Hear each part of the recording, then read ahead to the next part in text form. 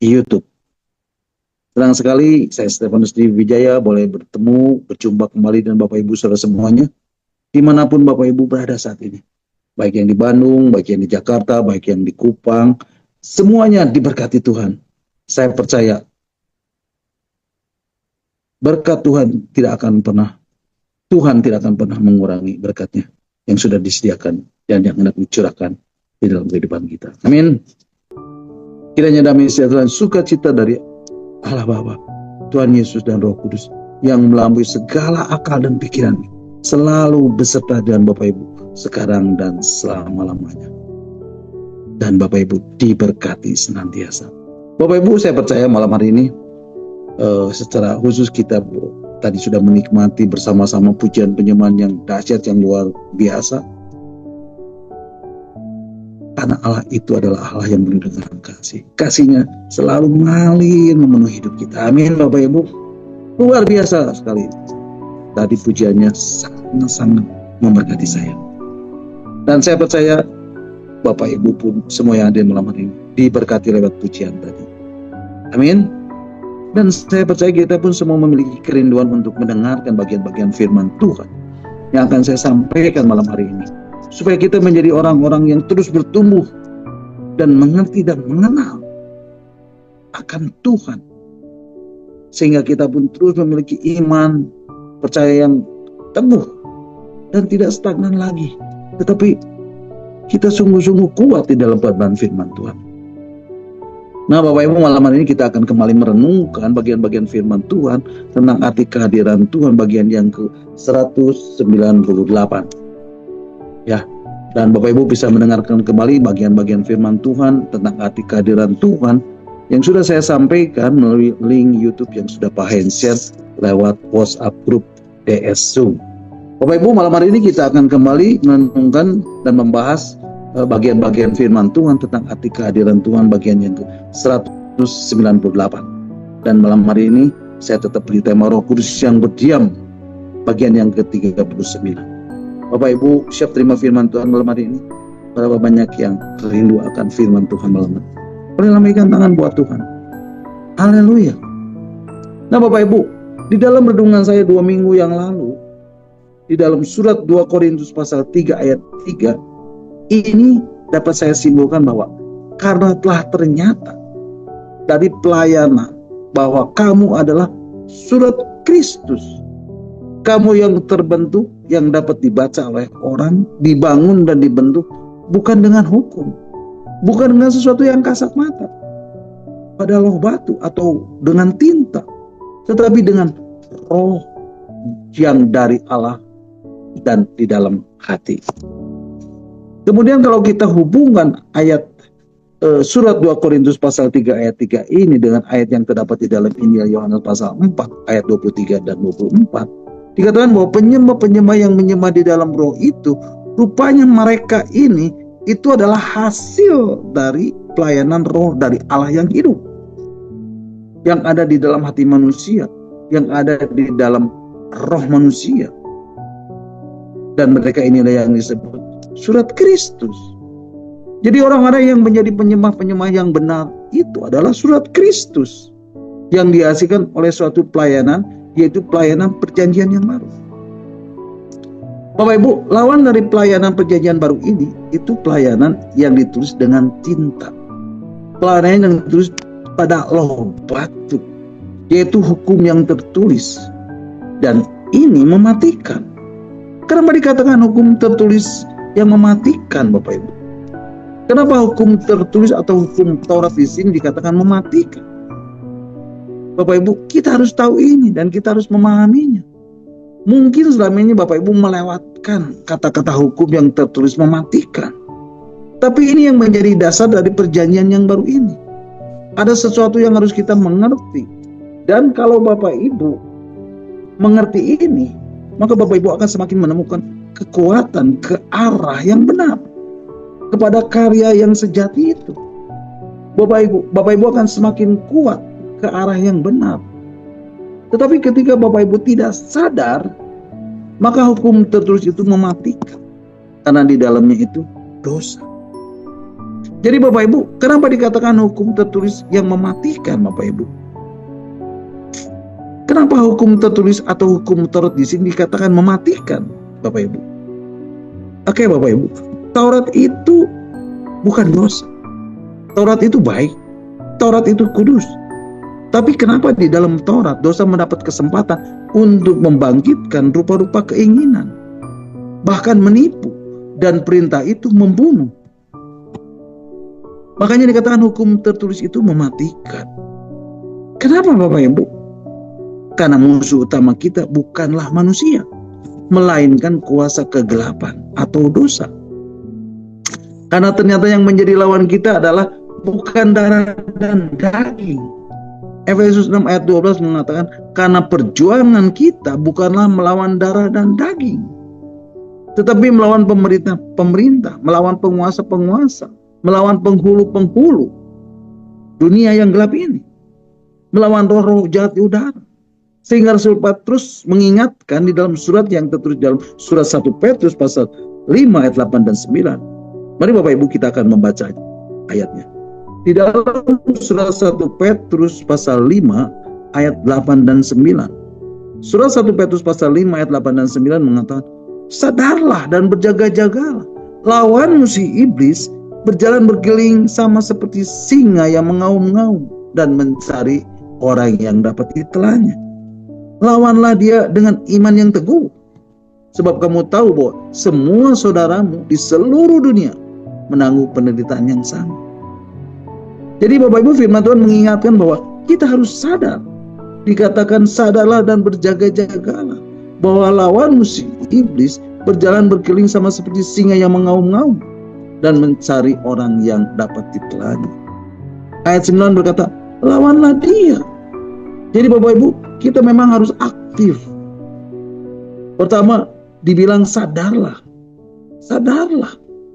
Nah, sadar ini konstelasinya kita harus tahu bahwa di dalam hukum ini yang isinya adalah perintah, di situ malahan iblis mengambil kesempatan untuk membangkitkan keinginan.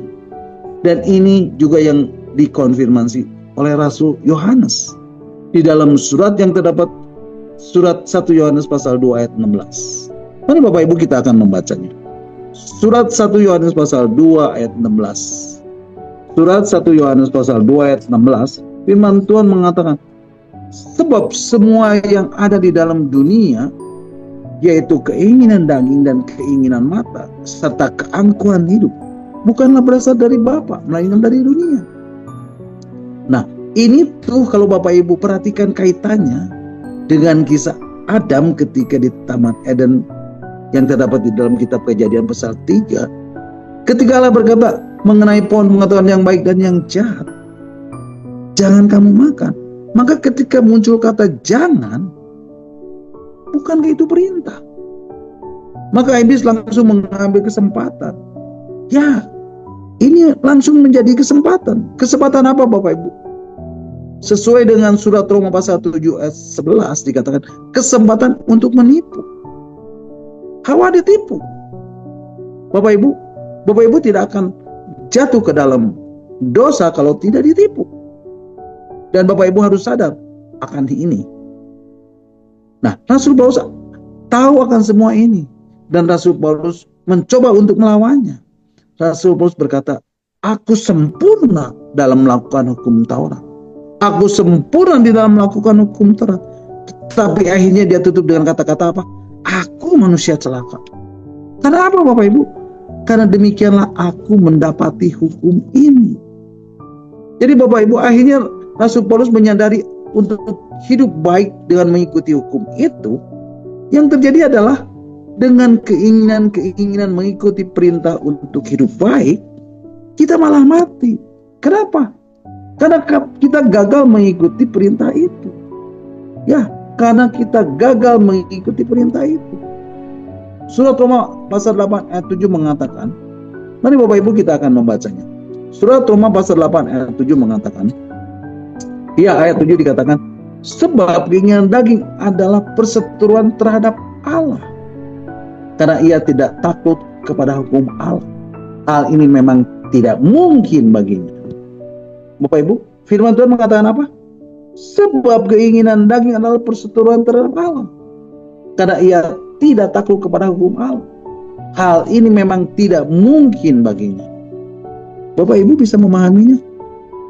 Coba Bapak Ibu perhatikan. Dikatakan memang tidak mungkin baginya. Bapak Ibu bisa bayangkan? Jadi ini memang tidak mungkin baginya. Keinginan daging itu tidak mungkin takluk pada hukum Allah. Jadi kita harus bagaimana Bapak Ibu? Lawanlah dia. Lawanlah dosa. Ya, lawanlah dosa. Dan itu yang harus kita lakukan di dalam menghadapinya. Bapak Ibu, inilah kebenaran yang membuka hati Bapak Ibu, yang disingkapkan buat Bapak Ibu. Supaya apa Bapak Ibu? Supaya kita mengerti satu jalan keluar. Apa yang menjadi jalan keluarnya Pak? Ada satu perjanjian yang baru. Dan roh ini harus dihidupkan. Karena yang tidak terkoneksi dengan Allah pasti mati. Nah, ini penting Bapak Ibu. Apapun keinginan di dalam daging kita, tidak pernah takluk kepada hukum Allah. Jangan berkata kalau kita puasa menahan keinginan daging, maka kita pasti hidup saleh. Siapa bilang? Keinginan daging tidak takluk pada hukum Allah. Karena apa Bapak Ibu? Karena baginya memang tidak mungkin. Firman Tuhan tadi mengatakan apa? Hal ini memang tidak mungkin baginya. Jadi Bapak Ibu, ketika Adam di Taman Eden, dia ditipu. Ya, ditipu. Ditipu karena ada larangan, sehingga dia jatuh ke dalam dosa. Bapak Ibu, saya ulangi ya. Ketika Adam di Taman Eden, ketika perintah itu turun, ada perintah, dan iblis menipu dia. Dan dia jatuh ke dalam dosa. Dan dosa menjalar ke semua orang. Maksudnya dosa menjalar ke dalam daging. Dan keinginan daging itu memang tidak takluk kepada hukum Allah. Karena memang itu tidak mungkin baginya. Jadi Bapak Ibu, akhirnya sekarang kita dapat simpulkan, dan ini menjadi kabar baik buat kita. Menjadi good news buat kita. Ada dua hal yang penting Bapak Ibu. Yang pertama, keadaan yang pertama tadi itu adalah karena apa Bapak Ibu? Karena jiwa atau pikiran kita mengikuti keinginan dagingnya. Jadi semua tindakan di dalam manusia itu berasal dari pikiran dan perasaan. Tidak ada perbuatan kalau tidak bertindak. Betul. Tidak ada perbuatan kalau tidak bertindak. Dan semua orang dihakimi menurut perbuatan. Dan tidak ada perbuatan tanpa tindakan. Tanpa ada kehendak. Dan kehendak itu lahir dari jiwa. Ya, itu pikiran dan perasaan. Nah sekarang ketika jiwa ini, pikiran dan perasaan ini menuruti daging, akibatnya apa Bapak Ibu? Mati. Ya, mati. Kemudian ketika pikiran mencoba pakai hukum, perintah-perintah, Rasul Paulus berkata, demikianlah aku dapati keinginan daging ini tidak takluk pada hukum. Maka dari itu di dalam surat Roma pasal 7 ayat 23, mari Bapak Ibu kita akan membacanya. Surat Roma pasal 7 ayat 23, Rasul Paulus berkata, tetapi di dalam anggota-anggota tubuhku, aku melihat hukum lain yang berjuang melawan hukum akal budiku. Dan membuat aku menjadi tawanan hukum dosa yang ada di dalam anggota-anggota tubuh. Jadi Bapak Ibu, dikatakan ada hukum lain di dalam anggota tubuhku yang berjuang melawan akal budiku. Dan Rasul Paulus yang mengatakan ini Bapak Ibu. Dan aku menjadi tawanan dosa. Rasul Paulus kalah Bapak Ibu. Karena ini adalah akibat perbuatan dagingnya. Dan itu dosa yang ada di dalam daging. Tapi ini yang menjadi kabar baik itu Bapak Ibu. Rasul Paulus berkata di dalam surat Roma pasal 7 ayat 25. Nanti Bapak Ibu kita akan membacanya. Surat Roma pasal 7 ayat 25. Firman Tuhan mengatakan, syukur kepada Allah oleh Yesus Kristus Tuhan kita. Apa katanya Bapak Ibu? Mari kita baca ayat selanjutnya. Roma pasal 8 ayat 1 dan 2. Roma pasal 8 ayat 1 dan 2 mengatakan, demikianlah sekarang tidak ada penghukuman bagi mereka yang ada di dalam Kristus Yesus. Roh yang memberi hidup telah memerdekakan kamu dalam Kristus dari hukum dosa dan hukum maut. Jadi Bapak Ibu, yang pertama adalah kita harus merdeka. Ya, merdeka. Kemerdekaan. Roh yang memberi hidup telah memerdekakan kamu di dalam Kristus dari hukum dosa dan hukum maut. Nah Bapak Ibu, yang pertama itu adalah merdeka. Dan ini penting sekali Bapak Ibu. Di dalam jiwa ini ada keinginan daging. Dan jiwa ini menuruti keinginan daging. Dan keinginan daging ini aktif. Daging ini malahan apa Bapak Ibu? Malahan aktif. Ya, aktif. Tetapi sebenarnya Bapak Ibu, firman Tuhan mengatakan kita bukan berjuang melawan darah dan daging. Tapi ada sesuatu yang di luar sana. Yang apa Bapak Ibu? Yang masuk dan memprovokasi. Dan ini membangkitkan dan mengambil kesempatan untuk menipu. Inilah yang diikuti oleh pikiran. Terus dan terus dan terus. Nah, yang menjadi pertanyaannya adalah elemen rohnya di mana Bapak Ibu? Bapak Ibu, ketika Adam ada di Taman Eden dan jatuh ke dalam dosa, maka rohnya itu mati. Artinya apa Bapak Ibu? Artinya terbelenggu.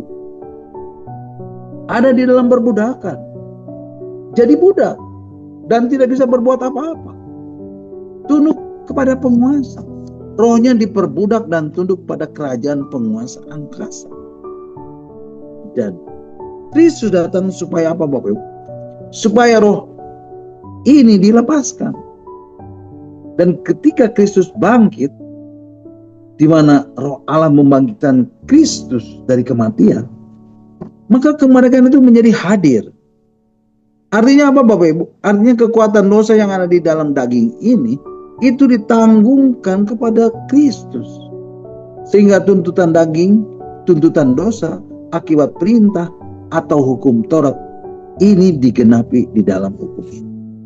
Dan ini ditanggung oleh Kristus. Kristus masuk ke dalam maut dan bangkit dari kematian.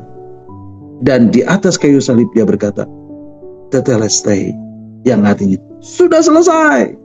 Karena apa Bapak Ibu? Karena roh yang sudah terbelenggu itu dilepaskan. Dan sekarang sudah lepas. Artinya lepas apa Bapak Ibu? Tidak terbelenggu. Tidak terbelenggu. Itu artinya apa Bapak Ibu?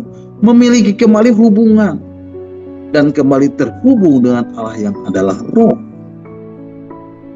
Jadi Bapak Ibu, ketika Kristus mati, ketika Kristus masuk ke dalam kematian dan kemudian bangkit, maka roh Kristus itu membawa apa Bapak Ibu? Membawa kebangkitan. Artinya membawa Bapak Ibu saudara saya apa? Memiliki kemerdekaan. Kemerdekaan dari apa Bapak Ibu? Dari hukum dosa dan sekaligus hukum maut. Dan dosa yang ada di dalam daging, tuntutan hukum Taurat yang ada di dalam daging, itu digenapi. Surat Roma pasal 8 ayat yang ketiga mengatakan, mari Bapak Ibu kita akan membacanya. Surat Roma pasal 8 ayat 3, firman Tuhan mengatakan, sebab apa yang tidak mungkin dilakukan hukum Taurat karena tak berdaya oleh daging, telah dilakukan oleh Allah dengan jalan mengutus anaknya sendiri dalam daging, yang serupa dengan daging yang dikuasai dosa karena dosa. Ia telah menjatuhkan hukuman atas dosa di dalam daging. Bapak Ibu, firman Tuhan mengatakan apa? Sebab apa yang tidak mungkin dilakukan hukum Taurat karena tak berdaya oleh daging, telah dilakukan oleh Allah dengan jalan mengutus anaknya sendiri dalam daging, yang serupa dengan daging yang dikuasai dosa karena dosa. Ia telah menjatuhkan hukuman atas dosa di dalam daging. Jadi Bapak Ibu, tuntutan hukum Taurat yang ada di dalam daging ini digenapi. sudah digenapi dan tidak ada lagi pendakwaan.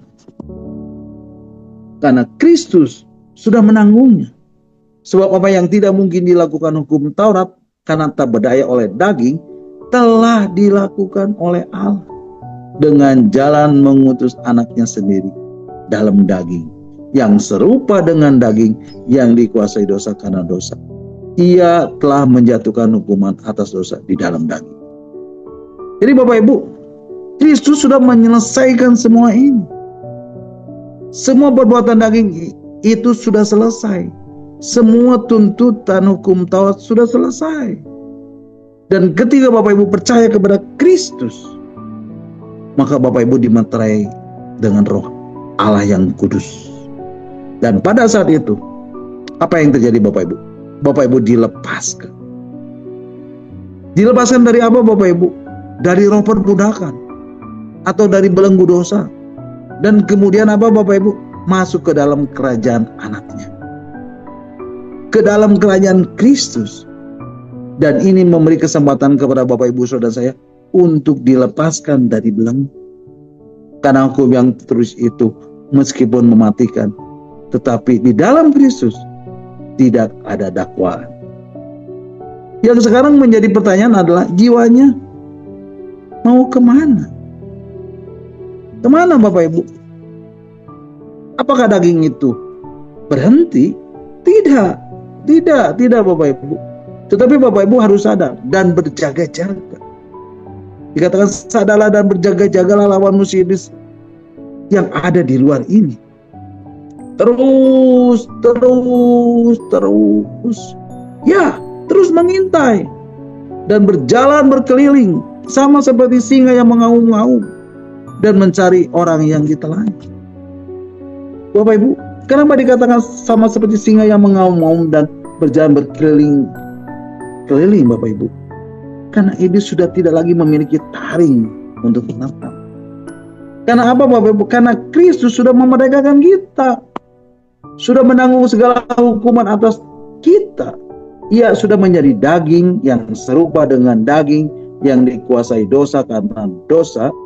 Ia telah menjatuhkan hukuman atas dosa di dalam daging.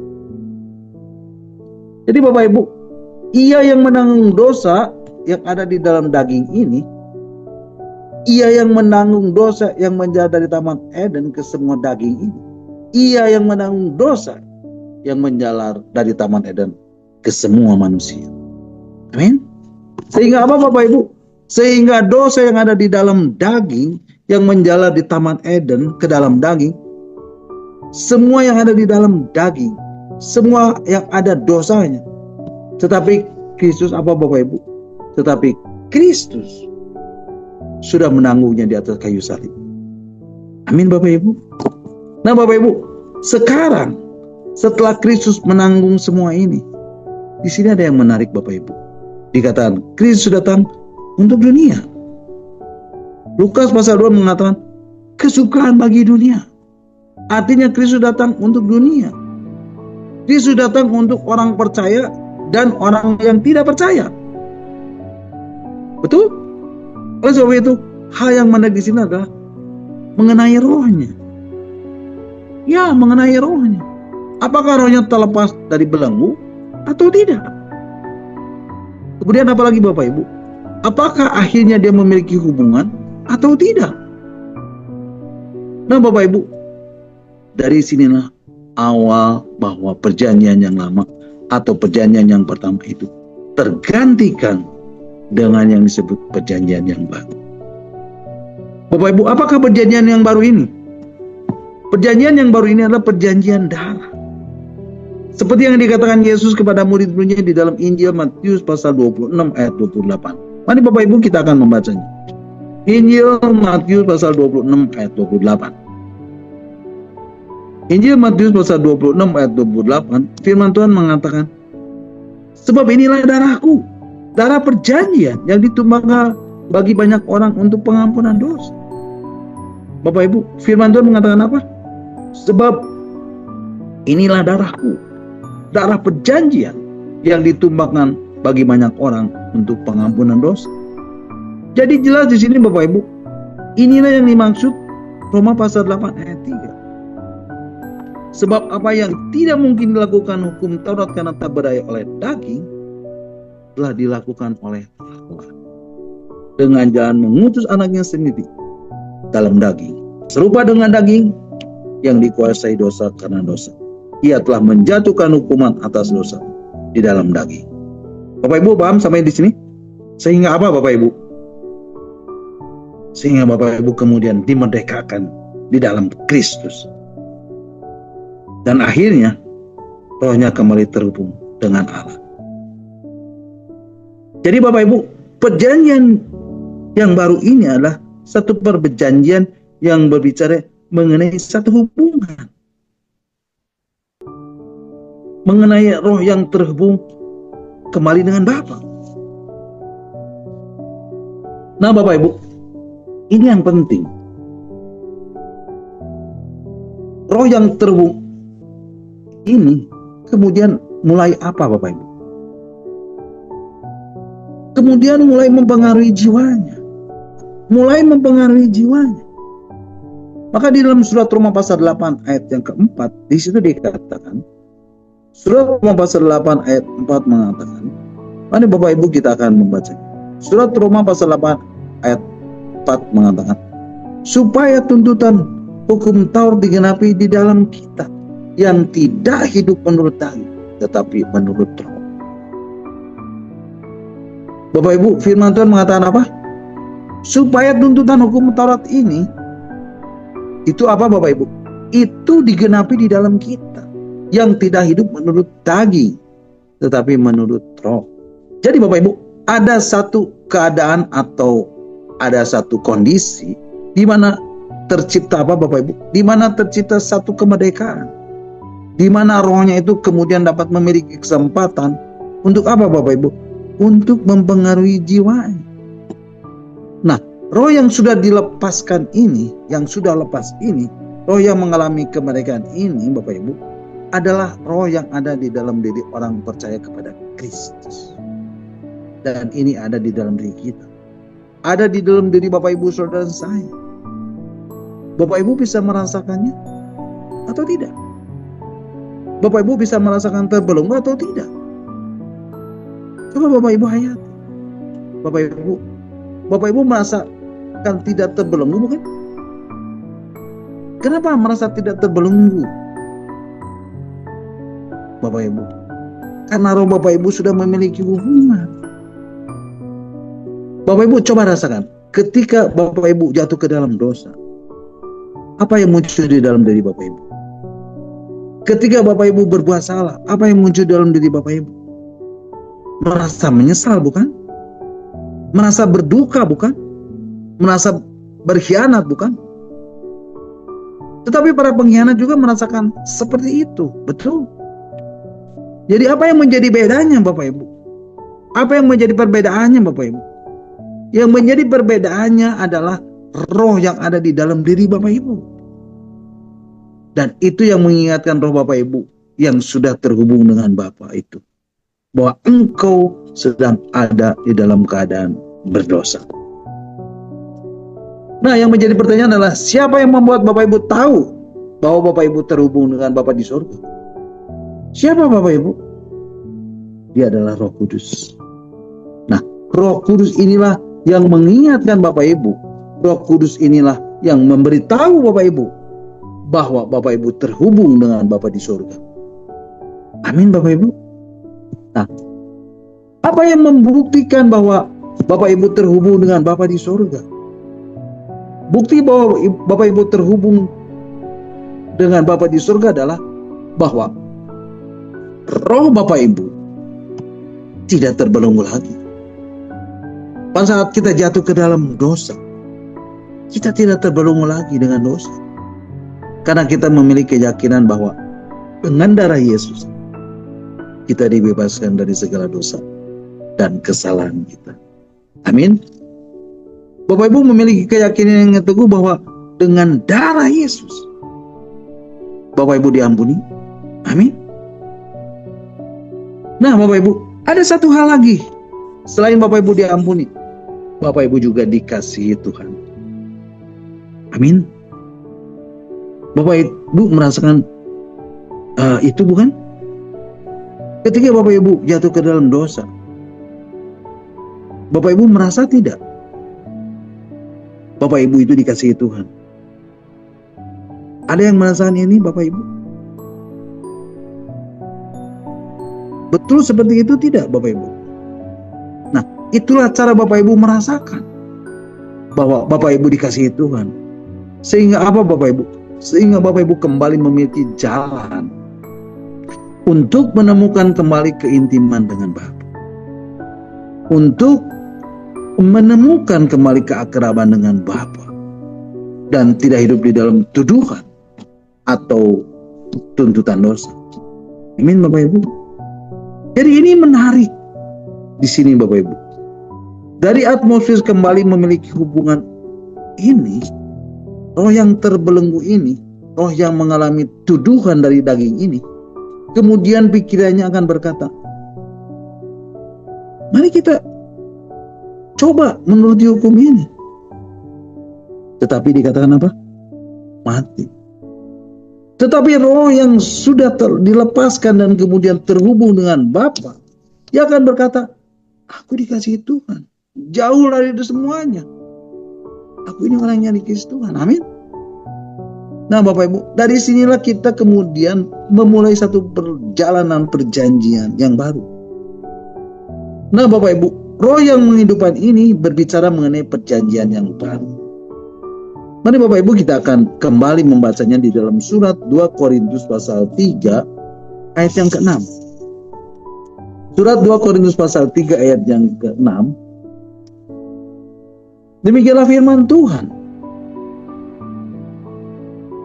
Ayat yang ke-6, ialah membuat kami juga sanggup menjadi pelayan-pelayan dari suatu perjanjian baru, yang tidak terdiri dari hukum tertulis, tetapi dari roh. Sebab hukum yang tertulis mematikan, tetapi roh menghidupkan. Bapak Ibu, firman Tuhan mengatakan apa Bapak Ibu? Ialah membuat kami juga sanggup menjadi pelayan-pelayan dari suatu perjanjian baru, yang tidak terdiri dari hukum yang tertulis, tetapi dari roh. Sebab hukum yang tertulis mematikan, tetapi roh. Bapak Ibu, inilah pelayan-pelayan dari suatu perjanjian baru, yaitu dengan roh dari Allah yang hidup, yang tertulis di dalam hati manusia dengan cara roh yang memberi kehidupan. Nah Bapak Ibu, sebelum kita lanjut, kita mau sedikit melihat lebih jauh lagi tentang perjanjian yang baru ini. Tadi kita sudah membacanya dalam Injil Matius pasal 26 ayat 28. Nah sekarang mari Bapak Ibu kita akan membacanya di dalam surat 1 Korintus pasal yang ke-11 ayat yang ke-25. Surat 1 Korintus pasal 11 ayat 25. Firman Tuhan mengatakan, demikianlah juga ia mengambil cawan. Sesudah makan lalu berkata, cawan ini adalah perjanjian baru yang dimeteraikan oleh darahku. Perbuatlah ini setiap kali kamu meminumnya, menjadi peringatan akan aku. Bapak Ibu, firman Tuhan mengatakan apa? Demikianlah juga ia mengambil cawan. Sesudah makan lalu berkata, cawan ini adalah perjanjian baru yang dimeteraikan oleh darahku. Perbuatlah ini setiap kali kamu meminumnya, menjadi peringatan. Bapak Ibu, yang pertama di sini katakan apa Bapak Ibu? Lalu ia berkata, cawan ini adalah perjanjian baru yang dimeteraikan oleh darah. Jadi kalau Bapak Ibu mengingat mengenai semua ini, firman Tuhan mengatakan, ini akan menjadi peringatan akan aku. Bapak Ibu, cawan ini berbicara mengenai apa Bapak Ibu? Cawan ini berbicara mengenai kematian Kristus. Ya, cawan ini berbicara mengenai kematian Kristus. Jadi Bapak Ibu, bawalah kematian Kristus di dalam setiap perjalanan hidup Bapak Ibu. Dan itu akan mengingatkan Bapak Ibu akan perjanjian yang baru. Bapak Ibu, mungkin selama ini kita melakukan perjamuan kudus sebagai rutinitas. Bapak Ibu, saya mau mengingatkan Bapak Ibu, perjamuan kudus ini adalah refleksi dari momentum perjanjian baru yang dimeteraikan oleh darah Kristus. Surat Ibrani pasal 9 ayat 15 mengatakan, Mari Bapak Ibu kita akan baca. Surat Ibrani pasal 9 ayat 15. Firman Tuhan mengatakan, karena itu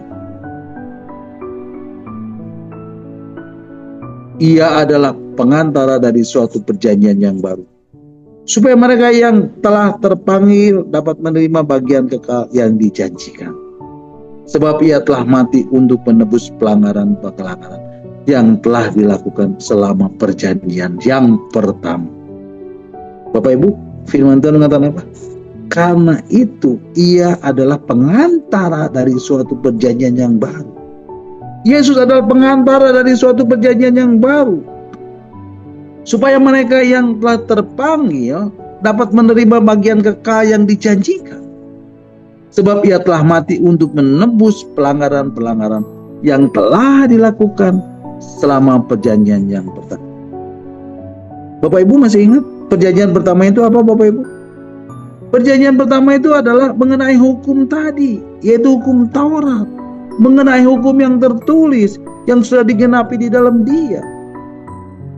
Jadi Bapak Ibu, Yesus telah menebus pelanggaran-pelanggaran yang telah dilakukan selama perjanjian yang pertama. Jangan membunuh, jangan berzina, jangan mencuri, jangan berdusta, jangan mengingini hak sesamamu.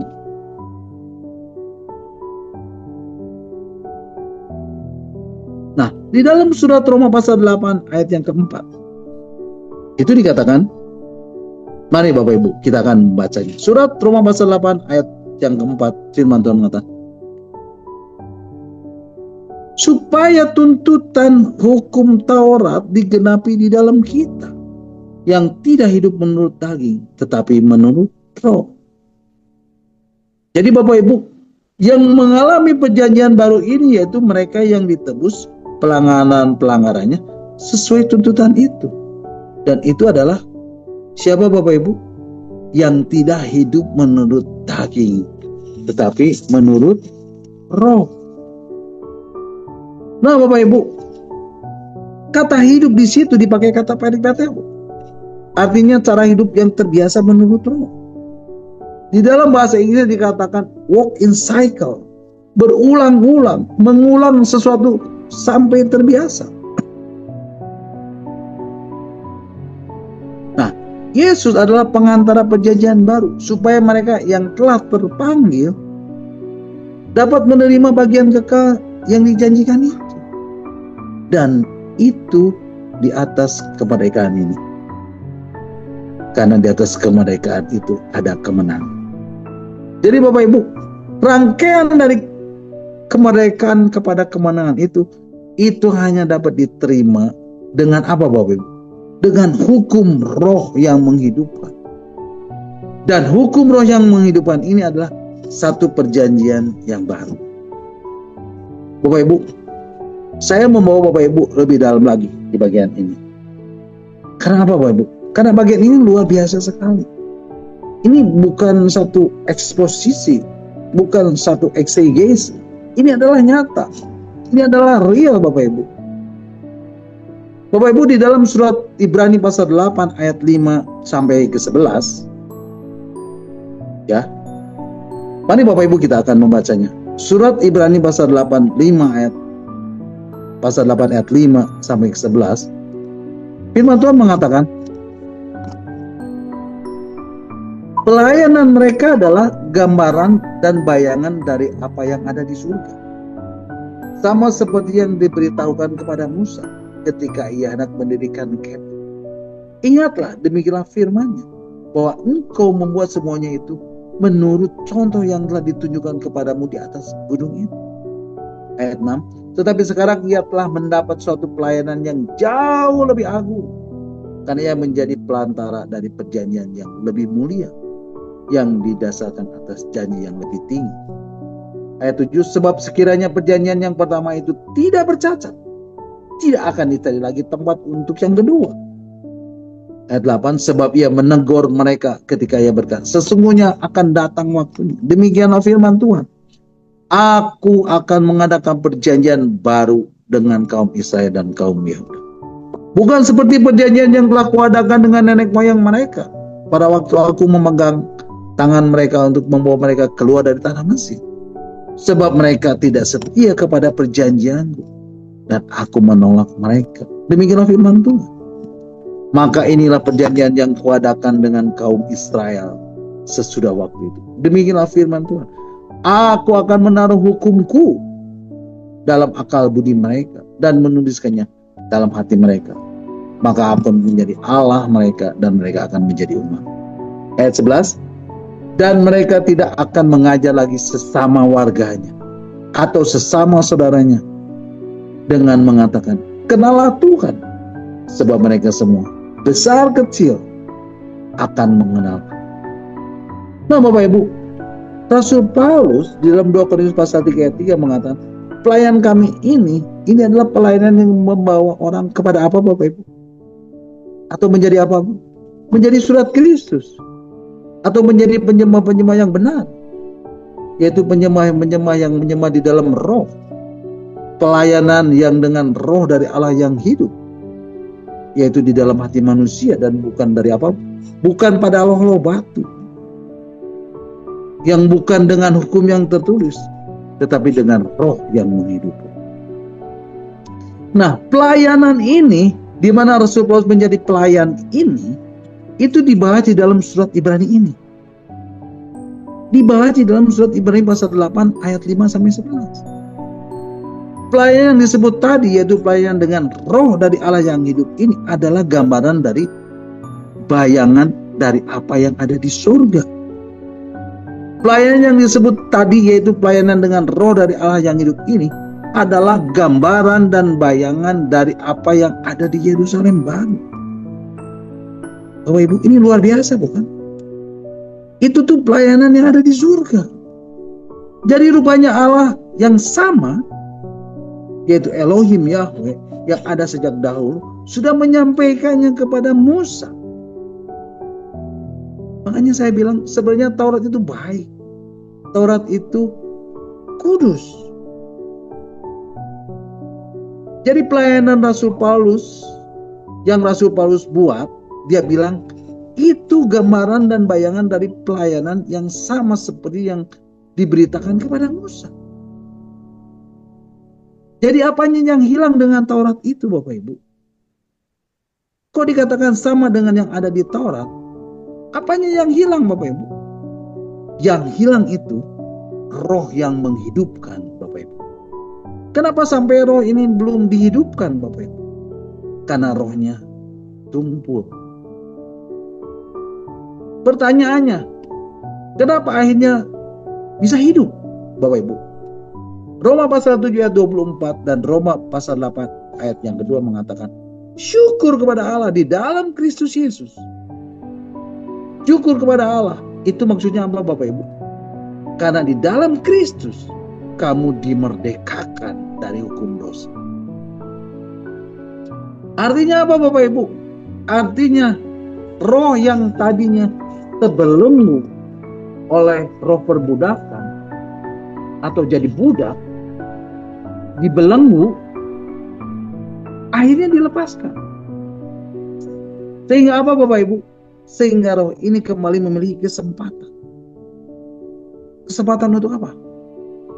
Untuk mengendalikan jiwanya. Karena rohnya tidak terbelenggu dan kembali memiliki hubungan. Dia tidak menjadi budak lagi. Nah, yang menjadi berbeda Bapak Ibu, sebelum Kristus datang, tidak ada kemerdekaan. Dan rohnya mati. Bapak Ibu, surat Ibrani pasal 8 ayat 5 tadi mengatakan, ketika Musa mendirikan kemah, firman Tuhan mengatakan, ingatlah demikian firman, bahwa engkau membuat semuanya itu menurut contoh yang telah ditunjukkan kepadamu di atas gunung itu. Bapak Ibu, firman Tuhan mengatakan apa Bapak? Ingatlah, demikianlah firman-Nya, bahwa engkau membuat semuanya itu menurut contoh yang telah ditunjukkan kepadamu di atas gunung itu. Tetapi sekarang firman Tuhan mengatakan apa Bapak Ibu? Ayat yang ke-6. Ibrani pasal 8 yang mengatakan, tetapi sekarang ia telah mendapat satu pelayanan yang jauh lebih agung, Karena ia menjadi pengantar dari perjanjian yang lebih mulia, yang didasarkan atas janji-janji yang lebih tinggi. Bapak Ibu, firman Tuhan mengatakan, tetapi sekarang ia telah mendapat suatu pelayanan yang jauh lebih agung. Apa pelayanan itu Bapak Ibu? Yaitu pelayanan dengan roh dari Allah yang hidup. Dan ini adalah gambaran dan bayangan dari apa yang ada di surga. Wow, luar biasa Bapak Ibu. Luar biasa Bapak Ibu. Dan yang menariknya Bapak Ibu, ini sudah diberitakan kepada Musa juga. Tetapi sekarang apa katanya? Tetapi sekarang Yesus telah mendapat suatu pelayanan yang jauh lebih agung. Karena Yesus menjadi pengantara dari perjanjian yang lebih mulia, yang didasarkan atas janji-janji yang lebih tinggi. Bapak Ibu bisa lihat di sini kata-kata agung, mulia, yang lebih tinggi, dan semua itu ditunjukkan hanya kepada pelayanan Yesus. Karena ia menjadi pengantara dari perjanjian yang lebih mulia, yang didasarkan atas janji yang lebih tinggi. Amin Bapak Ibu. Surat Ibrani pasal 8 ayat 7, firman Tuhan mengatakan, sebab sekiranya perjanjian yang pertama itu tidak bercacat, tidak akan dicari lagi tempat untuk yang kedua. Bapak Ibu, firman Tuhan mengatakan apa? Sebab sekiranya perjanjian yang pertama itu tidak bercacat, tidak akan dicari lagi tempat untuk yang kedua. Jadi Bapak Ibu, perjanjian yang pertama itu bercacat. Kenapa perjanjian yang pertama itu bercacat Bapak Ibu? Karena perjanjian yang pertama itu membawa kepada kematian. Karena belum ada kemerdekaan. Karena rohnya belum merdeka. Bapak Ibu bisa paham sampai sini? Ini yang mau saya tekankan Bapak Ibu. Supaya Bapak Ibu bisa memahaminya. Supaya Bapak Ibu bisa sadar dan berjaga-jaga. Karena musuh kita adalah apa Bapak Ibu? Di dalam pertandingan iman, musuh kita adalah bukan melawan darah dan daging.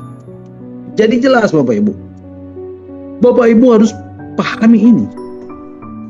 Artinya jangan bilang dengan berpuasa Bapak Ibu hidup saleh, bisa hidup kudus, bisa hidup suci. Tidak Bapak Ibu. Karena keinginan daging itu tidak tunduk kepada hukum Allah. Karena memang itu tidak mungkin baginya. Karena hukum tertulis itu mematikan. Yang harus Bapak Ibu sadari adalah Bapak Ibu harus merdeka dari roh Bapak Ibu. Supaya dari roh Bapak Ibu. Dan sudah dilepaskan dari belenggu perbudakan. Sehingga Bapak Ibu kembali terhubung dengan Bapa. Amin Bapak Ibu. Nah Bapak Ibu, pelayanan perjanjian yang baru inilah pelayanan yang adalah gambaran dari bayangan dari apa yang ada di surga. Dan ini katanya apa Bapak Ibu? Ini pelayanan yang jauh lebih agung. Ini pelayanan yang jauh lebih mulia. Ini pelayanan yang jauh lebih tinggi. Amin Bapak Ibu. Surat Ibrani pasal 8 ayat 8 sampai 11 mengatakan, sebab ia menegur mereka ketika ia berkata, sesungguhnya akan datang waktunya, demikianlah firman Tuhan, aku akan mengadakan perjanjian baru dengan kaum Israel dan kaum Yehuda. Bukan seperti perjanjian yang telah kuadakan dengan nenek moyang mereka pada waktu aku memegang tangan mereka untuk membawa mereka keluar dari tanah Mesir. Sebab mereka tidak setia kepada perjanjian dan aku menolak mereka. Demikianlah firman Tuhan. Maka inilah perjanjian yang kuadakan dengan kaum Israel sesudah itu. Demikianlah firman Tuhan. Aku akan menaruh hukumku dalam akal budi mereka dan menuliskannya dalam hati mereka. Maka aku akan menjadi Allah mereka dan mereka akan menjadi umat. Ayat yang ke-11 yang mengatakan, dan mereka tidak akan mengajar lagi sesama warganya atau sesama saudaranya dan mengatakan, kenalah Tuhan, sebab mereka semua besar kecil akan mengenal. Nah Bapak Ibu, surat Roma pasal 8 ayat 8 sampai 11 ini kutipan dari kitab Yeremia pasal 31 ayat 31 sampai 34. Dan ini sangat luar biasa menurut saya. Ayat yang 10 mengatakan, aku akan menaruh hukumku dalam akal budi mereka dan menuliskannya di dalam hati mereka. Wow, luar biasa Bapak Ibu. Dan itu artinya apa Bapak Ibu? Artinya aku akan menulis Injil untuk menjadi rema di dalam jiwa. Dan apa Bapak Ibu? Dan membangkitkan roh mereka supaya terhubung dengan Bapa. Itu arti ayat yang ke-10. Bapak Ibu, firman Tuhan mengatakan, aku akan menaruh hukumku